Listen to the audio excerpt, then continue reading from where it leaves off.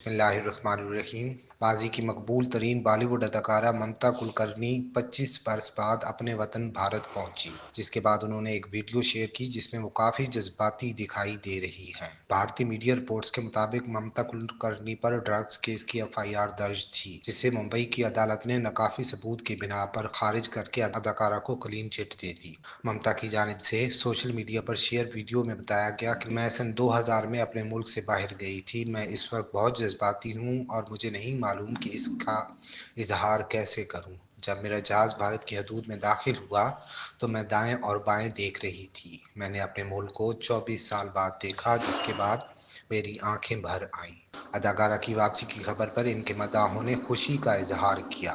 News 18 سے خصوصی گفتگو میں ممتا کلکرنی نے کہا کہ میں 25 سال ہندوستان سے باہر رہی، اب کمبھ میلہ ہونے والا ہے، اس لیے میں یہاں آئی ہوں، لیکن فلم انڈسٹری میں واپسی میں دلچسپی نہیں۔ انہوں نے کہا کہ میں اپنی زندگی سے خوش ہوں۔ افواہیں ہیں کہ میں بگ باس کے لیے آئی ہوں، لیکن ایسا کچھ نہیں ہے۔ جب میں نے 2000 میں ہندوستان چھوڑا تو اس وقت میں فلم انڈسٹری کی ٹاپ ایکٹر تھی۔ مجھے 43 فلموں کی آفرز تھیں، میں نے یہ سب چھوڑ دیا اور اب فلموں میں واپس نہیں آنا چاہتی۔ واضح رہے کہ اداکارہ ممتا کلکرنی نے 1990 کی دہائی کی مشہور فلموں کرن ارجن اور بازی میں زبردست اداکاری کے ذریعے شہرت حاصل کی تھی۔